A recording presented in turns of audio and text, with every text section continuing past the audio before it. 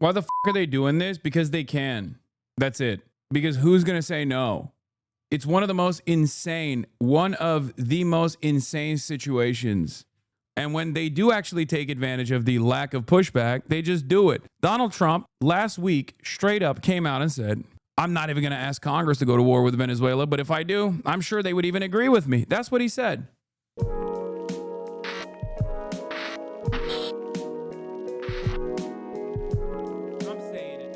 All right. Now let's get to the real enemy, Venezuela. Okay. The enemy of the United States of America. It's existing over there, looking sexy, probably deserves an invasion. You can't be having those vast oil reserves. Okay. And get away with having those vast oil reserves left untouched. Okay. Got to get in there. Got to do something about that sexy ass oil. Breaking news. New reporting this morning that the U.S. is preparing to strike targets inside Venezuela. A major escalation against the Maduro regime. And this is according to the Miami Herald, which has sources with knowledge of the situation telling the paper the Trump administration has decided to attack military installations inside Venezuela, and they could come at any time. That as House members from both sides of the aisle say they were left with more questions than answers after a classified briefing yesterday on the administration strikes on alleged drug boats. There were not very good answers as to, what is the standard, what is occurring. Lawyers were supposed to be in the room. They were not. People were very frustrated in the information that was being provided. Am I leaving satisfied? Absolutely not. They just said that they can't answer these questions because the lawyers aren't here. They canceled having the lawyers here. Are you hearing from the right people? I don't know. I don't think so. Since early September, at least 61 people have been killed in 14 known strikes in the Caribbean and the Pacific. For more on this, let's bring in MSNBC senior national security reporter David Rode and retired commander of the United States Army Europe, Lieutenant General Mark Hertling. So, David, starting on this new reporting from the Miami Herald, as well as the Wall Street Journal, that the administration is eyeing targets inside Venezuela to go from boats to land. How significant is this? It's very significant. We're trying to confirm it independently. We don't have that yet. But this is a big step forward in terms of the War Powers Act. And I just looked this up. Section 3 of the War Powers Act says that the president, in every possible instance, shall consult Congress before introducing U.S. forces into imminent hostilities. And so what the Miami Herald and the Journal are reporting is that these would be strikes by U.S. forces on Venezuelan military facilities. Venezuela has anti-aircraft systems. So this is a much more serious thing than these strikes that have been happening on boats that don't really threaten U.S. forces. So we'll have to see what's happening. We'll keep pushing our sources as well. And we're reaching out to people on the Hill. And as far as I've been able to learn, members of the Hill, at least one has told me that they have not been informed of any kind of imminent strike. That doesn't mean they're not happening. They're just saying they haven't heard much information from the administration. General, sources with knowledge of the situation are telling the Miami Herald that these strikes could come at any time. What's your reaction to this potential escalation? Why the are they doing this? Because they can. That's it. Because who's going to say no? It's one of the most insane situations. One of the most insane developments that is also the most expected. I've been warning about this for the last decade of my political commentary career, and certainly ringing the alarm bells for the last 10 months since Trump has been in office. Every single administration that came before this, whether Democrat or Republican, played a formative role in this, for the record. Okay? They played a formative role in this. Now, Americans don't want this to happen. A third of Americans believe Trump's completely made up line that each strike on a civilian vessel saves 25,000 lives. A quarter of Americans just assume that the military strikes have been approved by Congress. But overall, when you ask them, like, should we go to war in Venezuela? They're like, no. It's a deeply unpopular statement. Part of the reason why is because they haven't even done the necessary consent manufacturing that they normally would have to do. More competent administrations in the past have done so. Obviously, the most famous example of this is the George W. Bush administration with the global war on terror. But this is an expansion of executive authority and executive power, and a lack of interest from Congress, a Congress that has been nullified in general, in stopping this kind of posturing, stopping this kind of like war waging. I mean, it goes even beyond. It goes even beyond the global war on terror. But the global war on terror greatly escalated the expansion of powers. Okay, the expansion of the executive authority, the expansion of the executive powers in general. It's that is a major factor here, and every single administration that we recall in our lifetimes have played a formative role in allowing someone, anyone, to basically take advantage of the situation. The U.S. Navy deployment near Venezuela has become even less popular in the past month. Because for a lot of people, okay, they look to the situation and they go, why the are we spending billions of dollars striking random ass towns in Venezuela potentially, or killing boaters off the shoreline of Venezuela when our roads suck, when our infrastructure is dog shit? Why are we doing any of this? You know, fix the problems here. That is a selfish American perspective, but it is the most commonly held perspective. We should use those forces to our advantage. Okay? It is utterly ridiculous. And it's very frustrating that the Democrats have not made a bigger fuss about this shit until now. Because if you don't build the underlying resentment, if you don't actually point your base of support in this direction of no war with Venezuela, no war at all, no more wars for the past couple of months, and when they do actually take advantage of the lack of pushback, they just do it. Donald Trump last week straight up came out and said, I'm not even going to ask Congress to go to war with Venezuela, but if I do, I'm sure they would even agree with me. That's what he said. How many places warned about what was imminent? I know many of you are, I mean, you people are the worst people to ask this question because you're here every day. You're here day in, day out, even when shit's not popping. So obviously you have heard me warn about this over and over again. But where else have you seen this? Where else? Like, for how severe this is, for how severe of an escalation this is, there has been a dramatic lack of coverage. Oh. First of all, Anna, what I'd talk about, and David's talking about the immediate strikes. What I'm more interested in as a military guy is what are the strategic objectives? Like, people say history doesn't often repeat, but it rhymes. But in this circumstance, it's almost a repeat rather than a rhyme. Build the concentration camps on the one hand, start slamming people into those concentration camps through the exact same legal mechanisms of through the exact same propaganda vehicles of dehumanizing and constantly shifting the blame over to undocumented migrants when they are not responsible for any of the issues that you're experiencing. And then create an environment that is pliant for this kind of concentration camp initiative, which we did already. We haven't fully started denaturalizing people, but you know, that's obviously a goal of this administration. They've made that very clear. They want to shut off birthright citizenship and then move in the direction of depersonalizing and denaturalizing individuals as well, political dissidents and whatnot. This is something that they are clearly interested in doing. But then this is the Poland moment, you know what I mean? Waging war and engaging in even more expansion than prior. Obviously, it's not a one-to-one comparison to Nazi Germany, partially because this is a post-Nazi world that we live in, and also partially because America has been the domineering force in a way that Nazi Germany never was, okay?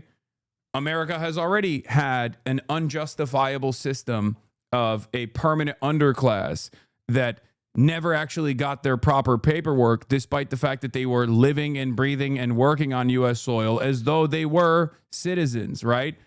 And the reason for why they never got that proper paperwork is because they needed to be discardable, disposable. That was already unjustifiable to begin with. But instead of giving these people the necessary paperwork, what is this? I mean, you don't listen to the Venezuelans in your chat. Your analysis on this has genuinely been abysmal and painfully U.S.-centered.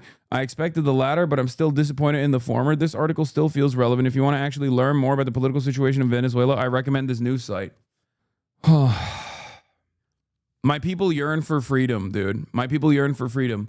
Hasan, you don't understand the situation in Iraq, okay? Saddam is a brutal authoritarian dictator that has done ethnic cleansing campaigns, that has engaged in sectarian violence. He is a madman. He must be overthrown violently, okay? He must be.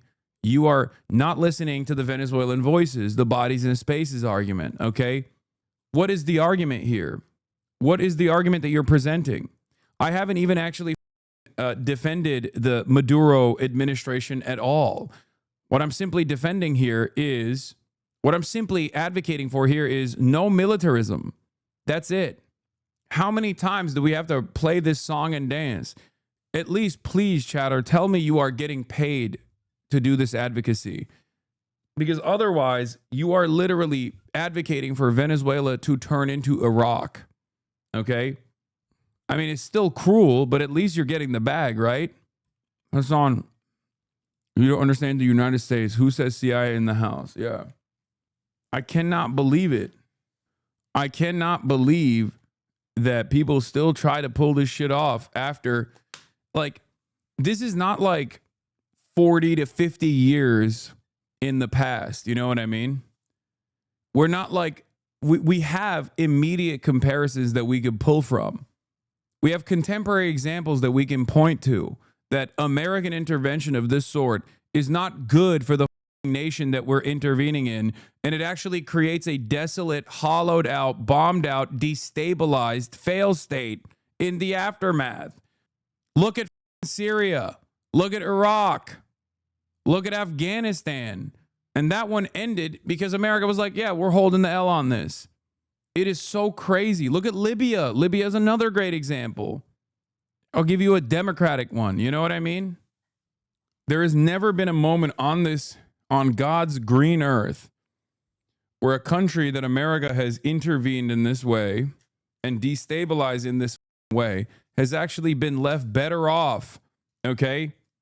This is not an advocacy for Maduro at all. Damn, you look sickening. Wait, why? Oh, that's a gay compliment? I didn't know that was a thing. Caracas Chronicles. My name is Francisco, and I am a toxic exile. Being expelled from your own country is a caustic experience that making some of us Venezuelan exiles noxious to the cause we defend, whether we know it or not. Wait, what is this? Why are you showing me this? Like, the reason why people look for examples, especially in this moment, the reason why people look for examples, especially in this moment, for intervention is so silly to me. It's like, oh, were the past elections legit or not? Brother, does that even matter? What are you talking about? We're talking about bombing this country and killing potentially millions of people and tens of millions that have already been displaced due to the endless sanctions that we've applied to Venezuela. Even more will now suffer. The do you mean? Oh, no, their elections weren't legit. Like, what are you talking about? Saudi Arabia is one of our closest allies. They are a direct monarchy, chatter. Wake the up. What do you mean? This is not a consideration. This is not how things work. That's not how things work at all. You do not bomb a country into abiding by democratic values, okay? That's not how this works. If it did, it would have succeeded at least once with American military intervention. The only time it actually succeeds is after endless, unlimited amounts of war crimes. Do you actually have a successful purge of the invading forces? And then it takes like 30 to 40 years for the country to recover from that process and become like an established nation state. Look at Vietnam. It's so crazy.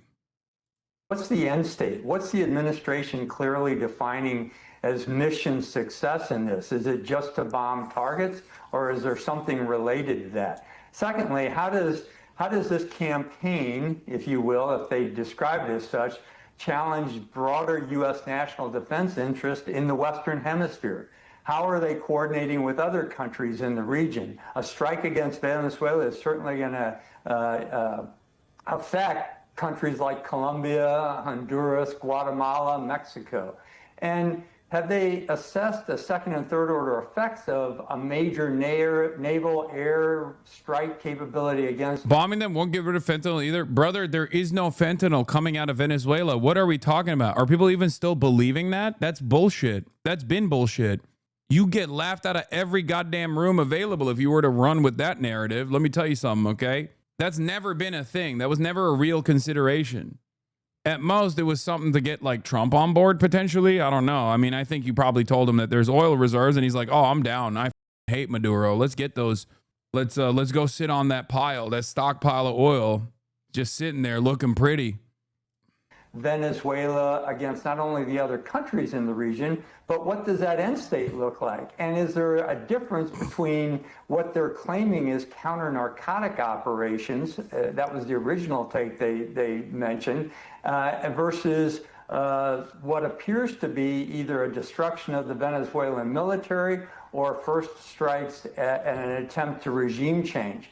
So that's just a small portion of the questions I would have as a military guy, and saying, you know, are there other people reining this in? You get into the legal ramifications like David just said and what's in the War Powers Act. You also get into operational transparency. The American public have a right to know about this, and that's why Congress is so interested, and they've been pushed aside on every request for what is happening in terms of the targeting of these boats. Anna, the questions are endless. Yep. And I don't think the Trump White House has answered any of them. I mean, there have been now at least a couple of briefings that we're aware of. But, David, we heard from those lawmakers say there is still a major lack of transparency, that they aren't getting their questions answered, in part because they aren't able to ask the right people their questions. Who should be given these briefings and who should be part of these briefings from the administrative side? Well, one basic thing would be, usually these are more intelligence focused, but the Gang of Eight in Congress gets to know before there's any major operation. There's maybe some gray area in terms of the military, but those would be the chairs of the House and Senate Intelligence Committees and the ranking members and the Speaker of the House and the Majority Leader in the Senate would be informed of this. And, you know, we'll have to see if they've heard about this. And the questions that the general's asking are the right ones, like what is the long... What about the argument that this is to prevent China from having a foothold in South and Central America? I mean, I think it's a failure of American policy once again, because if anything, this will cause every other South American government to actively run to China. They have a lot less to lose. They are not in a permanent vassal state status in the same way that like the European Union is, for example. So it'll only harden their position. The thing is for the South American continent, they all have experienced to varying degrees American intervention, and they all hate it. I gave you this example in the aftermath of the Venezuelan elections that took place. There were some inconsistencies, right? And I know everyone's going to get mad at me for saying that. You're like, oh, you're just giving in to the imperialist pigs in their argument or whatever. It doesn't fucking matter ultimately. But Latin American countries came out and they were like, whoa, whoa, whoa, this election looks a little sus. And then America immediately was like, this election was fake, it was illegal, and actually we think the opposition won the election. And then do you know what happened?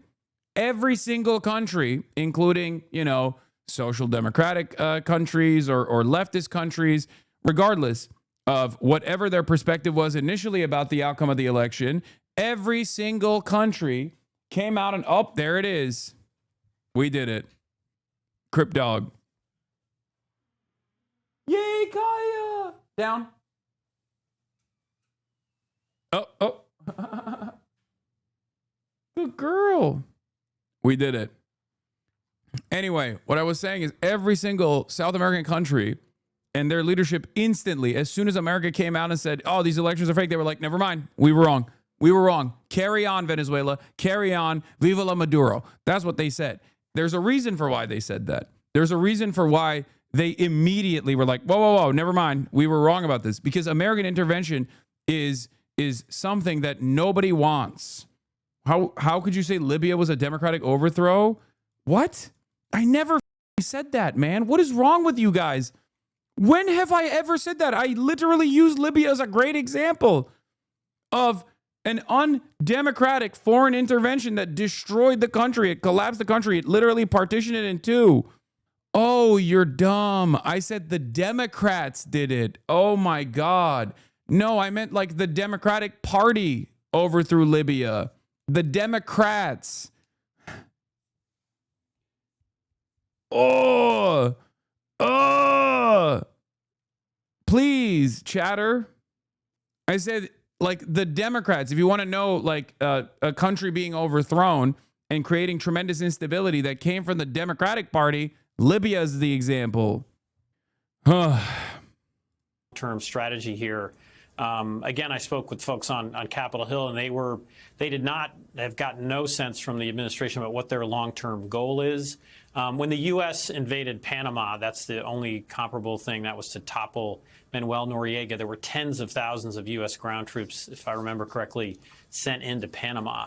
So this would be a direct strikes. I mean, you could argue it's an act of war on Venezuelan military facilities. The administration says they're used for drug trafficking. I'm not, again, sure if evidence has been presented of that. But if they strike a Venezuelan military facility, that is an act of war. And as a layman, that's where my head went. Like, is this the U.S. declaring war? General, as we talk about the questions that need to be answered, on the House side, we heard. Is this how people our age felt when Bush wanted to invade Iraq? I mean, there were definitely a lot of voices that were against the war, the invasion, the illegal invasion and occupation of Iraq. But I would say that there was definitely more appetite to do that because Americans were even dumber back then and even angrier back then because they felt like they just wanted to kill Muslims. Okay. They were like, we got to kill Muslims. 9/11 happened. Muslims did it. We have to go and show them that they can never get away with 9/11 ever again. And the administrative state at the time took advantage of that anger and resentment. And that's the reason why they redirected the attention over to Saddam. They didn't even do a decent enough job of like connecting Saddam to 9/11 at all, honestly. But it didn't matter for a lot of people because they were so angry. They were so excited at the prospect of this vengeance quest. Yeah. And that is what took place, except we live in the failure. We live in the ashes that remains of the global war on terror. It was an abject failure. People understand that it was an abject failure. And it was so close. It was so close to our experience right now that it's mind-boggling to me that there's even anybody that thinks this kind of intervention is good. And I don't even think there's a lot of people that think this kind of intervention is good, if we're being real. They're just either sleepwalking into this process. And the Democrats have played a formative role in allowing that to happen by not making a much bigger fuss about this shit when the Trump administration has just been lasering boats off the coastline of Venezuela over and over again, testing out how little people give a shit about it. But there's just a lot of dumb people, okay? Yeah, Maduro is asking Russia and China for help, and he should, and they should. They should help. I mean, I don't know how much they can, but it is crazy. Anyway, this is the new YouGov survey. The U.S. Navy deployment near Venezuela has become even less popular in the last month. In a new YouGov survey, we find that Americans have become less likely to approve the U.S. Navy deployment around Venezuela since September. Americans are more likely to oppose and to support military strikes on Venezuelan ships and on land targets. Most Americans would oppose a military invasion of Venezuela. More Americans would oppose than support using military force to overthrow Venezuelan President Nicolas Maduro or conducting covert CIA operations in Venezuela. Another recent YouGov survey finds that Americans are divided about whether the U.S. strikes have been legal and whether the government has presented evidence. I love when Americans are asked about this because it's like, it's the same energy as like asking Americans if like Israel is doing a genocide in Gaza. It's like, yeah, that's just the truth. That is what's happening. Why are we asking Americans what the truth is? Americans just don't know what the truth is. And it's the same principle here where they're like, are the U.S. strikes on Venezuelan fishermen legal? Yeah, it doesn't matter what the Americans think. I'm glad that like the majority of Americans are questioning the legality of it. But like, regardless of what they think, it is not legal. Okay. What the what can Venezuela even do about this? Russia is cooked and China doesn't seem to want to fuck up trade. I mean, we'll see. We'll see. I don't know. I don't know what kind of runway Russia has because they have their hands full to begin with. In September, YouGov surveyed Americans about U.S. military actions around Venezuela after the U.S. military amassed ships in the Caribbean Sea around Venezuela and began attacks on Venezuelan ships that the administration claimed were shipping drugs. By the way, get ready for, as a Venezuelan, this is the best thing to do because you're going to hear that a lot. You're also going to hear a lot of people go, oh, of course you would be a Maduro supporter. Of course, you're a dirty communist socialist. And you will hear greatly over-exaggerated and sometimes valid critique of the Maduro administration thus far in an effort to justify this kind of thing. Just get ready for that. Gear yourself up for that, okay? Marco Rubio's denying the story, but I don't trust him as far as I can throw him. Your sources claiming to have knowledge of the situation tricked you into writing a fake story. U.S. poised to strike military targets in Venezuela in escalation against Maduro regime. It's crazy because it's like, why would this be fake when you're saying you're going to do this every day? Okay? What happens when it does happen? I like that the administration just goes, no, that's not going to happen. And then it does happen. And they're like, how awesome was that, huh? And yes, the Nobel Peace Prize Committee absolutely played a role in this as well. They gave the Nobel Peace Prize to the woman in the opposition leadership that is begging for a military intervention. That's insane. That's not only begging Trump, but like begging Israel too. Long-term strategy in Venezuela could be to get an American company leading the oil production renaissance if Maduro gets overthrown. Venezuela could become an oil supply counterbalance to Saudi Arabia in 10 years. U.S. could start ceasing oil exports to China, according to Financial Times from last month.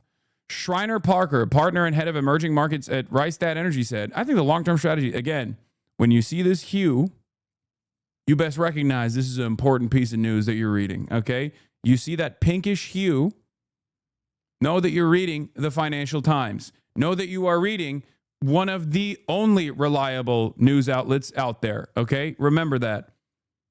Socialists must always carry a copy of the Financial Times. I'm not even kidding when I say this, okay? They are far better than every other outlet, pinkish, beige, whatever the you want to call it. This is this hue, the Financial Times hue. That's light tan, the tone of honest reporting. Exactly. I think the long-term strategy the Trump administration is employing here is to say we need to have some American company with its foot in the door so that if and when this changes, we can be in a position to lead or at least be a part of the renaissance of production. If you can get Maduro out and you can get the Western oil companies back into Venezuela, then Venezuela could become a supplier to counterbalance to Saudi Arabia in the mid to late 2030s. The U.S. naval buildup has not moved the needle to exports to China, which are flowing normally, according to Francisco Minaldi, a Latin American energy expert at Rice University. Minaldi added, things could change if the U.S. seized an oil tanker with some excuse like sanctions evasion, drug smuggling, or money laundering by the Cartel de los Soles. Okay, which is the fake reason that they're giving to say that Venezuela is a narco-terrorist state. Okay? They dug deep for that one and is barely trying to manufacture consent at all here. This is the reason. Financial Times, I thought the Financial Times was centrist, right-leaning. It doesn't matter because it is the paper for capitalists. They need to know exactly how to make market decisions, and therefore their reporting is much more reliable. It's finance. It's the Financial Times, okay? We're not talking about the opinion editorials. We're talking, or even when we talk about the opinion editorials, like they're going to be more honest about how things are going. They will do fact-based reporting because those who want to make decisions about where the markets are going to go need to make those decisions after being informed on the facts. And if they want to be informed on the facts, they have to go and read one newspaper that actually does that kind of honest, fact-based reporting. You cannot make solid investment decisions if you have no grasp over the truth. Yeah, it's the same reason exactly as the shadow says. Is why insurance companies don't play when it comes to Florida property rates. Yeah, that's like those. There are resources that you can rely on. Everybody can say climate change is fake. Okay, climate change is fake. It's made up. But ultimately, the insurance providers don't work in that fake universe. They work in the universe of truth. They have to make those decisions. Otherwise, they will go insolvent. They will go bankrupt. So obviously, if you want to know whether climate change is a genuine catastrophic thing for a state like Florida, for example, or even California for wildfires, look no further than analyzing how the insurance providers are operating. Anyway, getting back to YouGov poll, approval of the U.S. Navy's presence around Venezuela has fallen since September. Since September, when YouGov last polled Americans about military actions around Venezuela, support for the Navy's presence has declined. In September, Americans' views were about evenly divided. 36% strongly or somewhat approved of the naval development and 38% disapproved. Today, the share of who approve has fallen to 30%, while the share of who disapprove has little changed at 37%. The greatest change in opinion has occurred among Republicans. While the majority of Republicans approve the military presence around Venezuela, the share who say they approve has fallen to 58% from 68% in September. The share who disapprove has grown to 17% from 13%.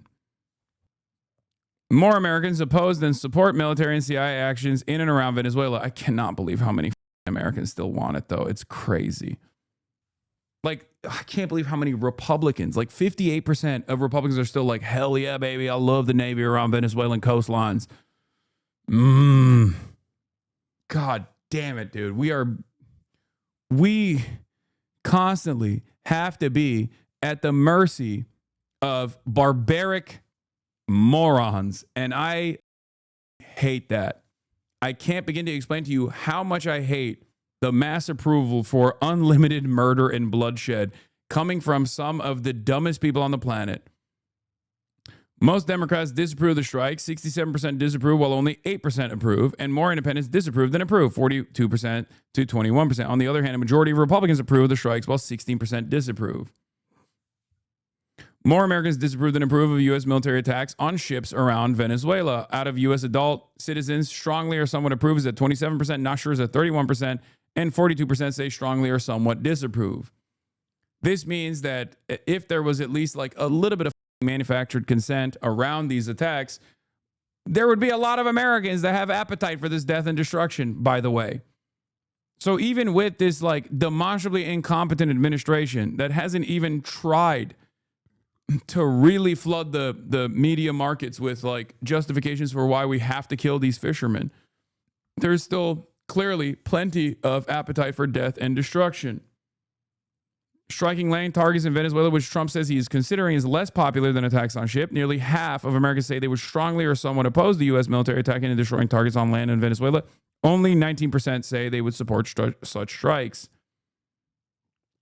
Democrats would overwhelmingly oppose such attacks, 68% versus 9% who would support them.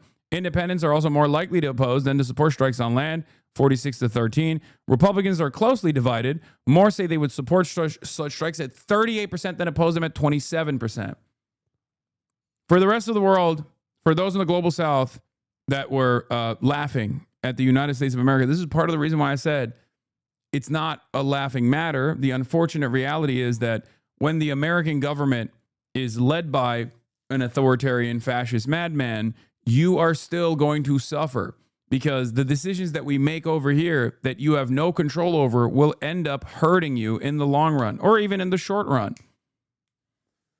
Oh, how long until AI-powered videos justifying the strikes, like showing fake drugs? I don't even know. As was the case in September, most Americans now would not like to see the U.S. engage in a more significant military conflict with Venezuela. A majority of Americans would oppose the U.S. invading Venezuela, while only 15% would support an invasion. Jesus Christ. 30% are still unsure.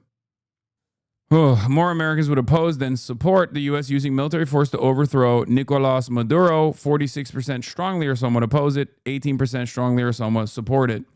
Support for covert CIA operations in Venezuela, which Trump authorized in October, is also far from widespread. More Americans oppose the CIA engaging in covert operations at 37%, as opposed to those supporting it at 28%. We will never, there's still in the chat going like, how's your dog doing, Hasan? Shock your dog yet? It's like, dude, we don't deserve anything good. We only deserve the bad. We only deserve the bad things. This is what we are demanding, okay? Like sometimes I think to myself, how do we get here, right? But I think it's pretty obvious how we got here. There's just a lot of stupid people out there. There's a lot of angry people out there. There's a lot of people who are weak and insecure and want to feel strong. And how can you feel strong? By showing America's military might, by over people that we've already over in perpetuity, by killing them, by directly killing them with our military, killing them dead. And we saw a fraction of this animosity and anger and lack of restraint and insecurity with the whole Yemeni population is going to learn today why we don't have health care. You remember that multiple billion-dollar bombing campaign that the United States of America engaged in against the poorest country on the planet, Yemen? That was awesome. Dropping planes out of aircraft carriers in the process. Yeah, we really learned that lesson, didn't we? We are the ones who should be learning that lesson. Biden did it. Trump did it. Everybody did it. More Americans oppose than support covert CIA operations in Venezuela. What Americans believe about recent boat strikes. Americans are divided on recent U.S. military strikes on boats in international waters. In a series of strikes in international waters, the U.S. military has destroyed boats and killed several dozen people that the government claims were involved in drug smuggling. Do you approve or disapprove of the strikes? This is perhaps the most important piece, because this is what they have actually at least defended, right? What they have actually celebrated, right? This administration has come out and said, this is what we're doing, and it's awesome, right? That means that there was at least some kind of propagandizing to the American population about whether or not this was a justifiable act. So the reason why this is the most important information is because all of these numbers are slated to change, okay? With a little bit of push, you see how Americans actually do think this is cool. Americans are divided, and yet 42% strongly or somewhat approve of the military strikes on random boaters. 43% disapprove of it. Okay? That is far too close. And if you notice, only 15% are unsure. Republicans, of course, once again, at 76% approval for the boat strikes. Remember, totally unjustifiable, transparently illegal, cruel, unusual, ridiculous, empire shit, Nazi shit, if you will. The idea that we just get to laser boats off of the Venezuelan coastline is ridiculous, okay? With no evidence whatsoever of whether or not they're actually trafficking drugs, and with more evidence coming out that they certainly are not, as a matter of fact. But even if they were literally shipping drugs, which they are not, okay? But even if they were, this is not what you do. This is not how this is handled, okay? It's ridiculous that Americans think, no, that's the only way to do it. That's the only thing that we can do. That there are 42% of Americans, 76% of Republicans that say, no, that is how you're supposed to do it. You don't know if they're shipping drugs? I know. There is at least evidence to suggest that they weren't, however. Okay? But it doesn't even matter if they were, because that is not how you're supposed to deal with drug shipments. We can overtake these boats. Okay? You can create an investigation. That's what you're supposed to do. What do you mean? Like, think about it. Think about it at the domestic level, okay? Think about it at the domestic level. Do you think there is no reason for due process? Do you think there is no reason for investigations to take place? I know that for many Americans, I had to explain the importance of due process over and over again when the Trump administration talked about potentially destroying it. But when you don't have due process, everybody's a target, okay? Your words, they aren't shipping drugs. Oh my God. I said there is more evidence to suggest that they are not shipping drugs than there is evidence to suggest that they are, okay? And by the way, this is not my assessment. This is the assessment of the Department of Homeland Security. This is the assessment of the DEA. If you look at any of the readily available data from the government, okay, they are not shipping drugs. They are not shipping drugs. It is unimaginably unlikely that they are shipping drugs, especially drugs to the United States of America. That is not how drugs are shipped to the United States of America. If you knew anything about how drug trafficking works, you would know that they are not coming from, fentanyl is not coming from Venezuela by way of fast boats. It's confusing to you because you're stupid, okay? Drugs come in through regular ports, regular points of entry. the chemical compounds necessary to make fentanyl come in through actual carriers, like actual big ships, okay? Or packaged inside of cars that are driven by American citizens. They're not trafficked over the border in the pockets of otherwise law-abiding abuelas and random people, and they're not being shipped into the country by Venezuelan fast boats. There is no reason to entertain this ridiculous narrative. Oh. There is no significant amount of narco trafficking coming out of Venezuela to begin with. And there is no evidence whatsoever that this is the case. Once again, Dropsite actually reported on this. Dropsite actually reported on this. You know who reported on it? Sagar, as a matter of fact. The dude that I was doing a piece with, or doing a talk with at the New Yorker Festival, the morning of our talk, Sagar actually reported on it. Inside Marco Rubio's push for regime change in Venezuela. Little to no fentanyl is coming from Venezuela, according to U.S. intelligence. U.S. intelligence has assessed that little to none of the fentanyl trafficked to the United States is being produced in Venezuela, despite recent claims from the Trump administration. A senior U.S. official directly familiar with the matter tells Dropsite. The official noted that many of the boats targeted for strikes by the Trump administration do not even have the requisite gasoline or motor capacity to reach the U.S. waters, dramatically undercutting claims by Secretary of Defense Pete Hegseth. Brother, please stop. Stop. I don't care about the California governor's race right now, man. Oh my God. You're just spamming it in the chat so you can say, oh, Hassan doesn't with the Green Party. Shut up. Jesus Christ. The claim is backed by recent comments made by Senator Rand Paul of Kentucky, who similarly noted that zero fentanyl is produced in Venezuela. Despite the lack of intelligence linking Venezuela with fentanyl production, the Trump administration has made alleged Venezuelan drug trafficking the cost belly in its drive to overthrow the government of Nicolas Maduro. On Thursday, President Donald Trump referred to possible ground action, claiming at a press conference that the sea drugs coming in are 5% of what they were a year ago. So now they're coming in by land. The land is going to be next, he said, indicating he was willing to bypass congressional approval. On Friday, the U.S. announced it is sending an aircraft carrier to Latin America in a further escalation. You don't do this kind of stuff just for strategic posturing. You do this because you want to go to war with Venezuela. Okay? So no matter what people say, in the admin, like, oh, we're not going to war with Venezuela, that's crazy. They are saying that they want to go to war with Venezuela. On your knees for the Dems? What are you saying? The Dems. What the is this has to do with anything right now, man? This is what I mean. Some of you guys are so one note. You're so hyper focused on like one singular thing, and you want to just like constantly eat away at it. Like, I'm trying to do news coverage, man. Please. If you want to say the Dems on this issue, then the way you should say the Dems on this issue is that they haven't actually brought any of this stuff up to the forefront of public consciousness. Okay? Because it is true. That would be a valid concern for this story. Okay?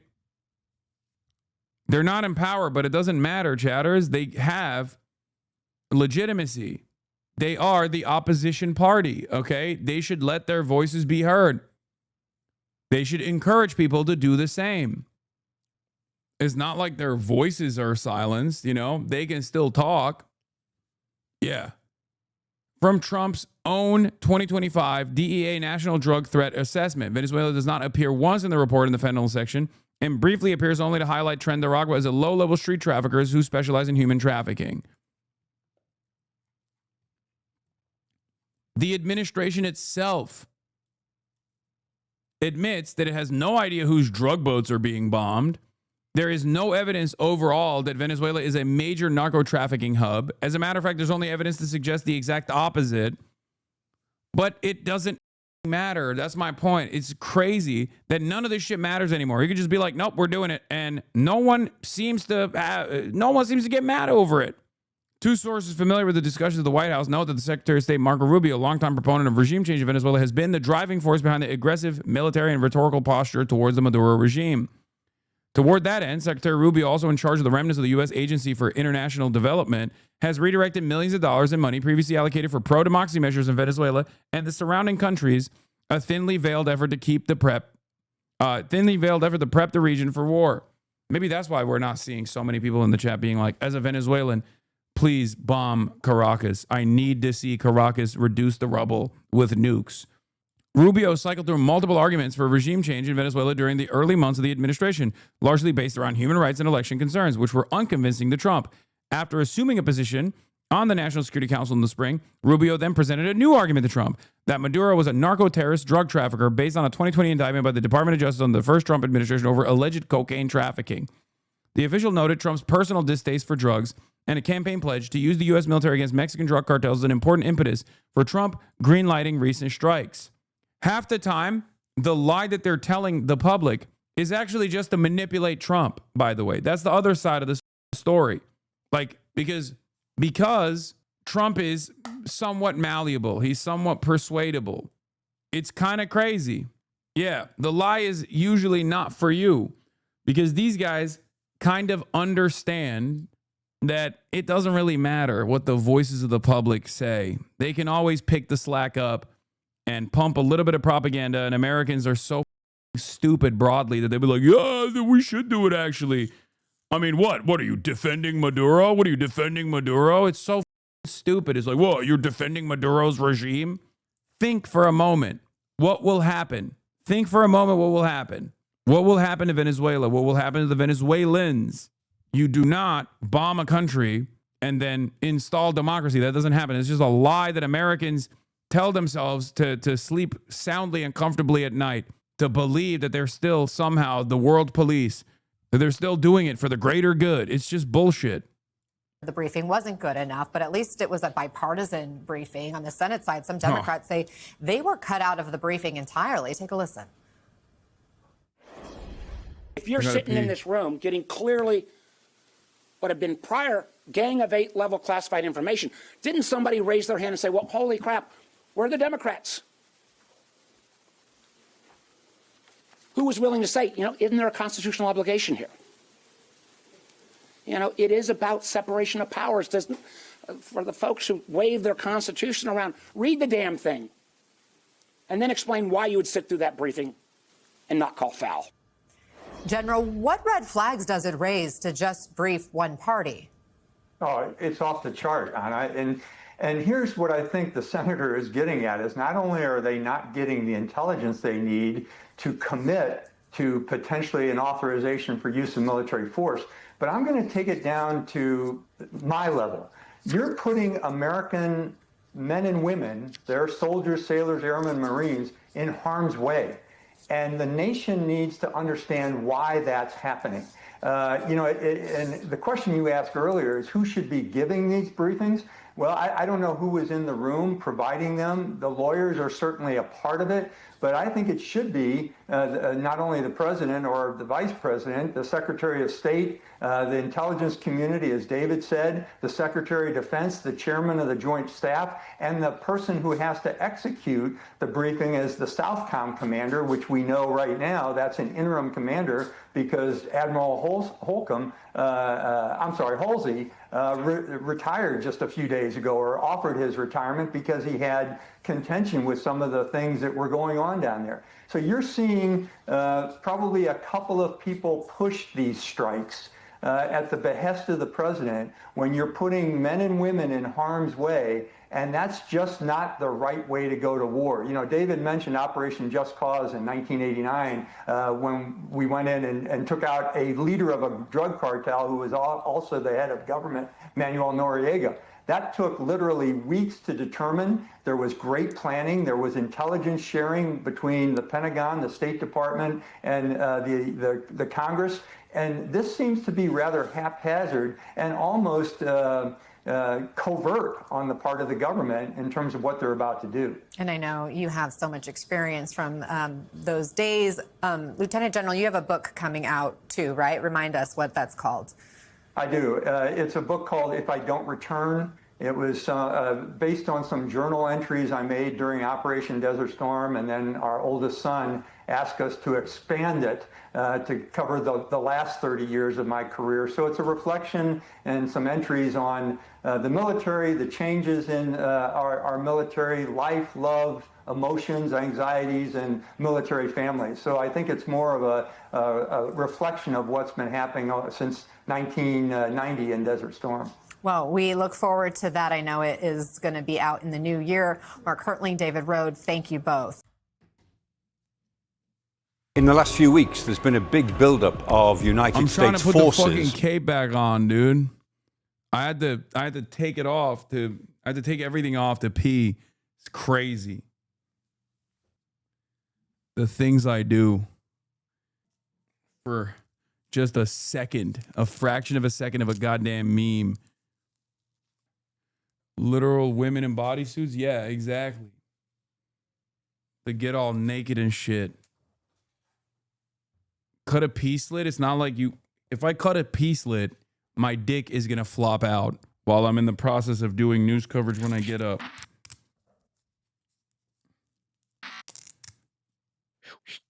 There's going to be far bigger problems. Now you know how us gays feel when we wear overalls? Yeah. I feel like an overall is still easier to take off. Performance issues, boss.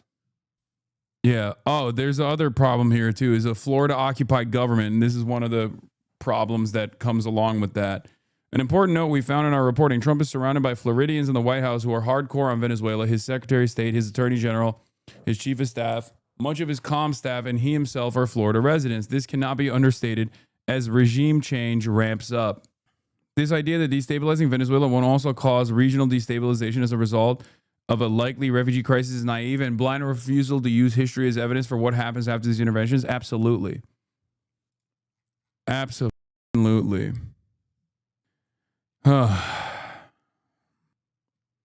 Easy fix, just put on some undies over the costume that now has a crotch hole. Classic 50s Superman look, by the way. Yeah. Oh, where were we? All right, right here.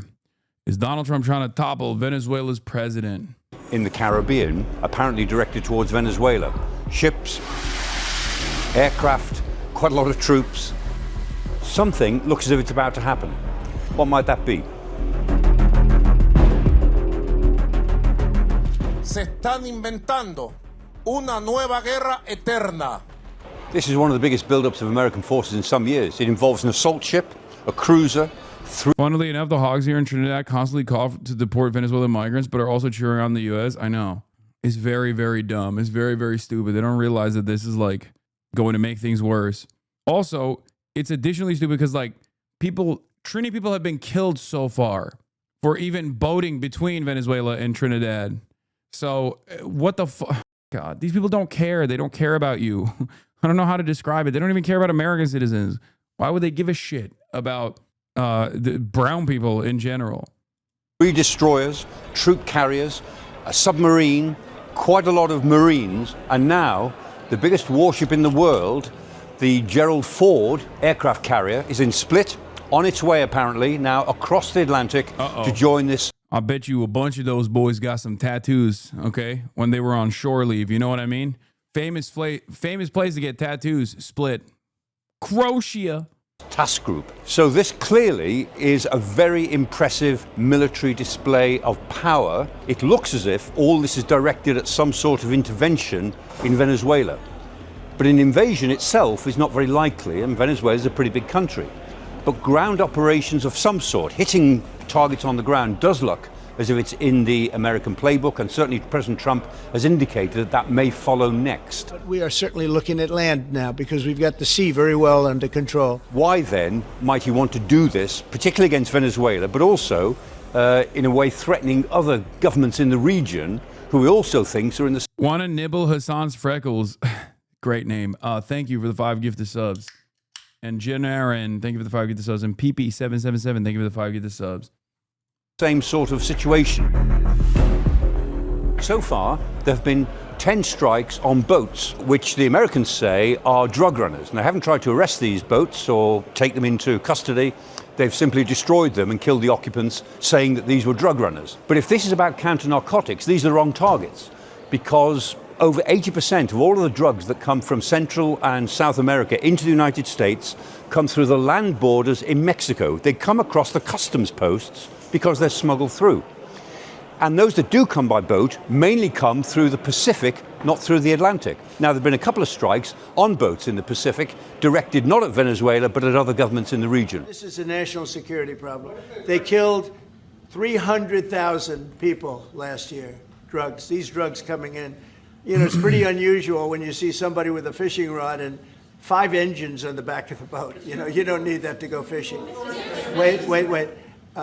And we will hit them very hard when they come in by land. So the Americans have already started to strike what they say are the narcotics routes, even though the rest of us know these are not the narcotics routes. So something else is clearly going on. There seem to be 2 objectives here. One, fairly obviously, is to try to remove President Maduro of Venezuela. So who's Nicolas Maduro, this man who is at odds with President Trump? He began as an ultra-leftist president. He's now just a straightforward dictator, ruling by brutal repression. He's long been a thorn in America's side, and America have tried to get rid of him in the past and failed. This may be an opportunity to bounce him out of power, to bring the opposition out onto the streets and simply frighten. They hate him because of his swag, bro. Look at this fit. That's crazy. That's a crazy hoodie. The Venezuelans into getting rid of Maduro. That may be easier said than done because he's surrounded by a kind of ring of steel and quite a lot of supporters who depend on him for their livelihood. Hoy estamos viendo la confrontación entre dos mundos.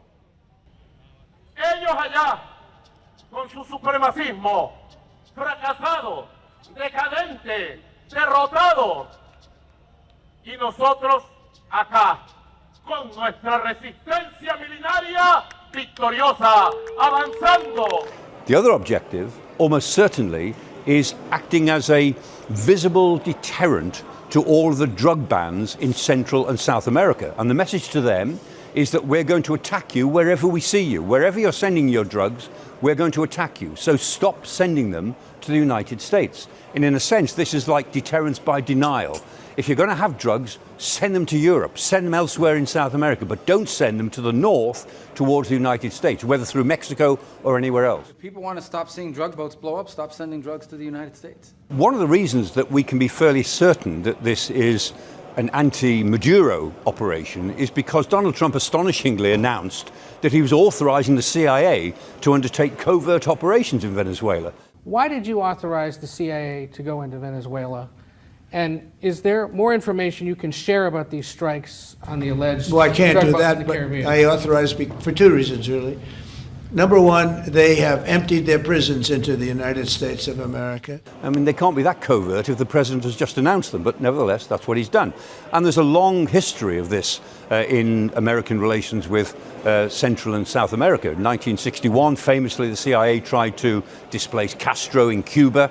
In 1973, they successfully displaced Allende, left-wing government in Chile.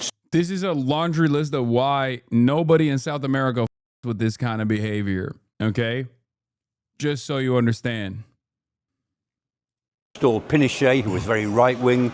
And then in the 1980s, they ran what became the Iran-Contra affair in Nicaragua, trying to undermine the government of Nicaragua by backing their own opposition groups.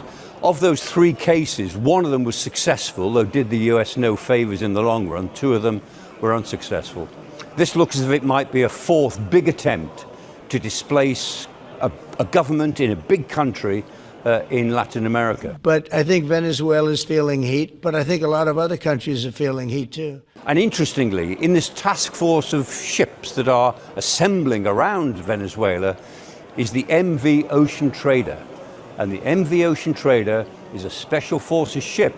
It engages in all sorts of special operations, and it launches other ships and boats and individuals from the special forces. Yeah, Maduro, brutal authoritarian dictator, Pinochet was just very right-wing, is a crazy assessment to make. Okay? Like, criticisms of Maduro aside, there is no comparison. Like, Pinochet was devastating. Far, far more brutal. But of course, he was an American puppet, and therefore you're just like, oh, he's just kind of like a right-wing guy, you know? He's just a goofy guy. straight up fascist war criminal, by the way. When you see people on the timeline post like, oh, we're going to give these socialist helicopter rides, they're talking about Pinochet. Famously had the practice of disappearing people by rounding them up and then throwing them into the ocean through from the helicopter, throwing them into bodies of land through the helicopter rides. Yeah. Pinochet, like Adam shit. Yeah, Pinochet. Oh. Go and do whatever it is they've been ordered to go and do. What might this indicate in the grand scheme of things? Well, the United States is rethinking its whole security policy. It certainly wants to get out of Europe. It wants to get out of the Middle East. It wants a deal with China so as not to have to bother too much with Asia. And a lot of thinking at the moment in the United States is that the US will be isolationist for the next era, which means the next 30 or 40 years. And that isolationism will also take the form of regarding Central and South America as America's zone of interest, its zone of influence. And in a sense, I think what the Trump administration wants to do is to show governments in Central and South America and drug cartels in Central and South America that there is a new sheriff in town. Yeah. And that sheriff... They want to show the other drug cartels that there's a new sheriff in town by striking a totally random country that is not significant at all in narco trafficking. Yeah, we really showed them. We really showed them by doing this random thing. Okay, cool. God damn, dude. Oh, peace president, by the way. Peace president, peace president, peace president, peace president. Meanwhile, as we are moving in this direction, and I gave you, I think, plenty of evidence at this point that it's utterly bullshit. The other side of the story is, of course, exclusive. Documents show that Venezuelan President Nicolas Maduro has drafted a letter asking for Russia for missiles, radars, and upgraded aircrafts in U.S. forces as U.S. forces amass in the Caribbean. Okay? But obviously, there is still fresh hell to unlock. Obviously, there's still fresh hells to unlock. Because while that's happening, Donald Trump and the Republican Party, under the Republican Party's command, the USDA, the FDA, all of our federal agencies are actually serving not the interests of the public, but working against them. And one of the things that they tried to do was to suspend SNAP funding. Now, SNAP funding is slated to run out because the government is shut down at this point. But there is a $6 billion contingency fund for emergencies for when SNAP funding dries up. Emergencies such as this circumstance.